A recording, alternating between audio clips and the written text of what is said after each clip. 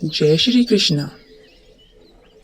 एक आलसी लेकिन भोला वाला युवक था। उसका नाम था भोला आनंद। दिन भर कोई काम नहीं करता, बस खाता ही रहता और सोता रहता। घर वालों ने कहा, चलो जाओ निकलो घर से, कोई काम धाम करते नहीं हो, बस पड़े रहते हो। वह घर से निकलकर यूं ही भटकते हुए एक आश्रम पहुंचा। वहां उसने देखा कि एक गुरुजी हैं।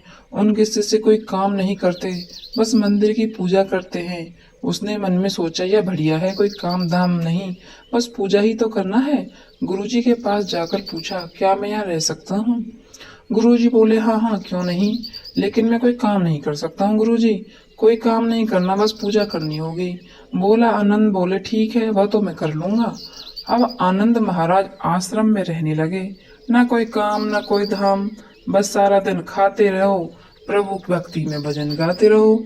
महीना भर हो गया, फिर एक दिन आई एकादशी। उसने रसोई में जाकर देखा, खाने की कोई तैयारी नहीं थी। उसने गुरुजी से पूछा, आज खाना नहीं बनेगा क्या?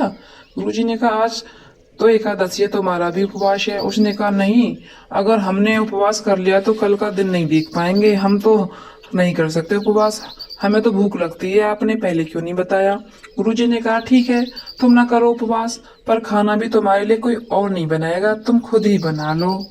करता क्या न करता क्या, रसोई में गुरुजी फिर आए। देखो, अगर तुम खाना बना लो तो राम जी को भूख जरूर लगा लेना और नदी के उस पास जाकर बना लो रसोई।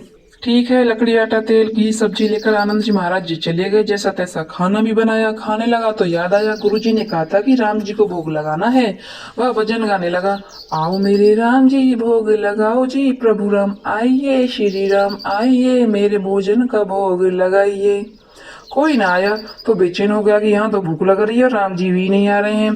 भोला मानस जानता था कि प्रभु साक्षात तो आएंगे नहीं, पर गुरुजी की बात मानना जरूरी है। फिर उसने कहा, देखो प्रभु राम जी, मैं समझ गया कि आप क्यों नहीं आ रहे। मैंने रूखा सूखा बनाया है और आपको तो माल खाने की आदत है, इसलिए नहीं आ रहे हो। तो प्रभु सुनो, आज वहां भी कुछ नहीं बना, सबकी एकादशी है, खाना हो तो यह भोग ही खा लो। श्री राम अपने भक्त की सरलता पर बड़े मुस्कुराए और माता सीता के साथ प्रकट हो गए। भक्त असमंजस में, गुरुजी ने तो कहा था कि राम जी आएंगे, पर यहाँ तो माता सीता भी आई हैं और मैंने तो भोजन बस 2 लोगों का बनाया है।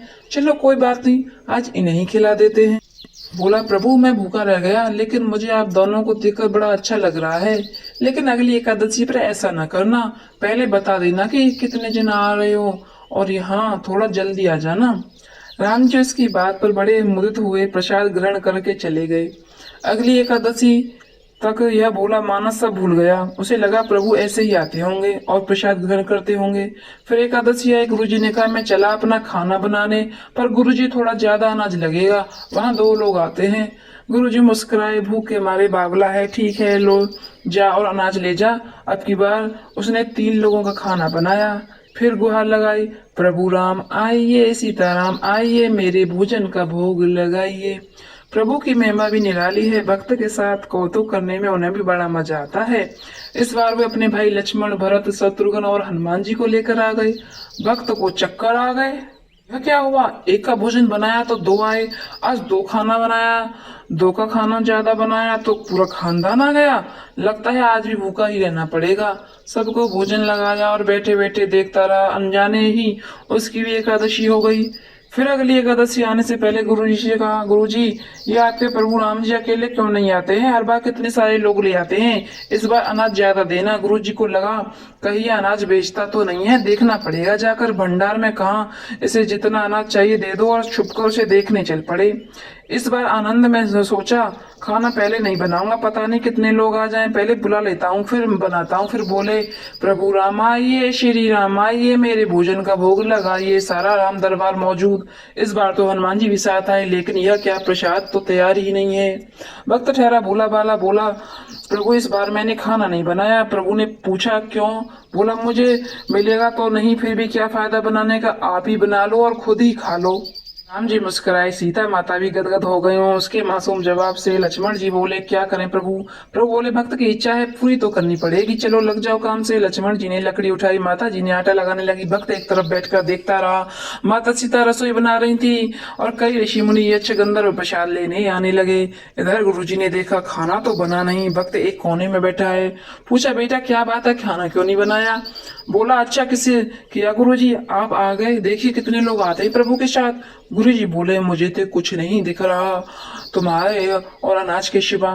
भक्त ने माथा पकड़ लिया, एक तो इतनी मेहनत करवाते हैं प्रभु, भूखा भी रखते हैं और ऊपर से गुरु जी को दिख भी नहीं रहे हो, यह और बड़ी मुसीबत है।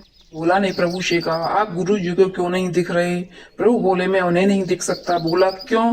वे तो बड़े पंडित हैं, ज्ञानी हैं, विद्वान हैं, उन्हें तो बहुत बहुत कुछ आता है, उनको क्यों नहीं दिखते आप? प्रभु बोले, माना कि उनको सब आता है पर वे सरल नहीं है तुम्हारी तरह, इसलिए उनको नहीं दिख सकता। आनंद ने गुरुजी से कहा, गुरुजी प्रभु कह रहे हैं आप सरल नहीं है इसलिए आपको नहीं दिखेंगे। गुरुजी रोने लगे, वाकई मैंने सब कुछ पाया पर सरलता नहीं पा सका तुम्हारी तरह, और प्रभु तो मन ही सरलता से ही मिलते हैं।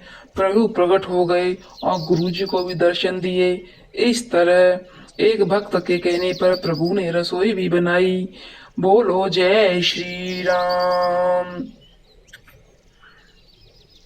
कहानी पसंद आई हो तो वीडियो को लाइक शेयर और सब्सक्राइब जरूर करें। धन्यवाद। जय श्री राम।